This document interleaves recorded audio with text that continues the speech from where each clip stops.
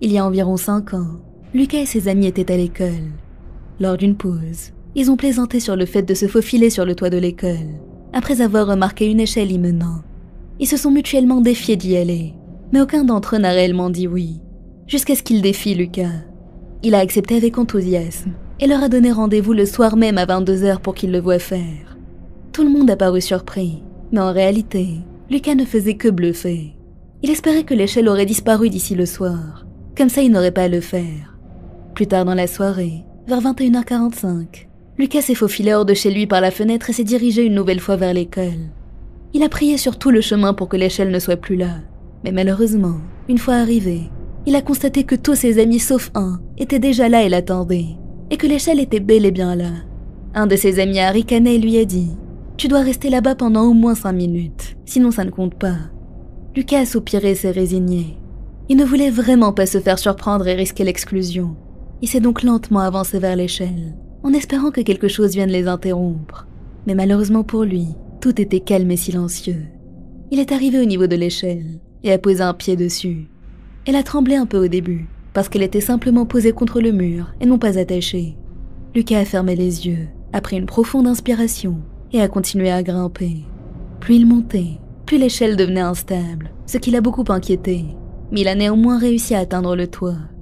Il a enjambé le rebord et a regardé en contrebas pour voir ses amis, mais il avait beau regarder partout, il ne les voyait plus du tout.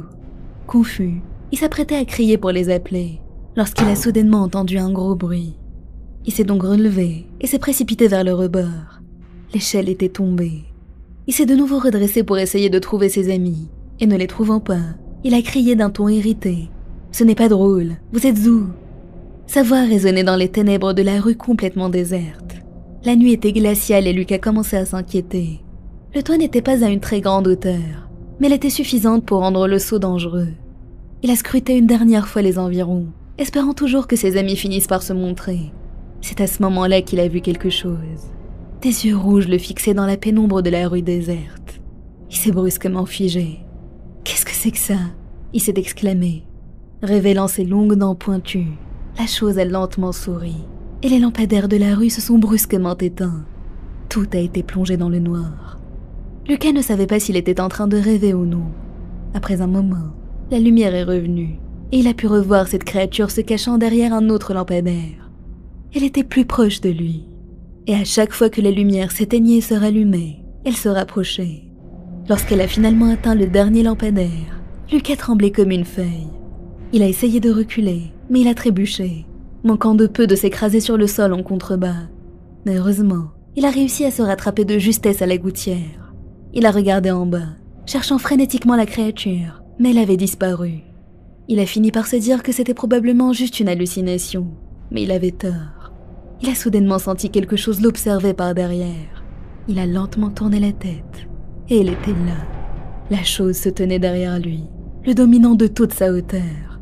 Elle faisait au moins 3 mètres. Elle avait des yeux rougeoyants et le sourire le plus sinistre qu'il ait jamais vu de sa vie.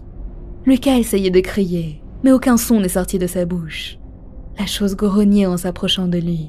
Il n'avait pas le choix. De désespoir et de peur, il a sauté du toit sans réfléchir, atterrissant lourdement sur le sol plus bas et se cognant la tête. Mais malgré la douleur lancinante, il s'est aussitôt relevé et a couru loin du bâtiment aussi vite qu'il le pouvait, en regardant de temps en temps derrière lui pour voir si la chose sur le toit était toujours là. C'est là qu'il a remarqué qu'elle se tenait désormais au niveau d'une fenêtre, l'observant toujours. Submergé par la terreur, il a décidé de ne plus regarder derrière lui et a couru d'une traite jusqu'à sa maison. Lorsqu'il est enfin arrivé, il a couru à l'intérieur en claquant la porte derrière lui. Ses parents l'ont évidemment disputé pour être sorti aussi tard, mais il n'écoutait pas vraiment, parce qu'il était toujours effrayé. Il s'est juste excusé et a couru dans sa chambre, où il s'est caché sous les couvertures pendant toute la nuit, trop effrayé pour dormir. Mais le pire, c'est ce qui s'est passé le jour suivant. Le lendemain matin, lorsqu'il a demandé à ses amis pourquoi il l'avait laissé seul, ils étaient tous confus et lui ont juré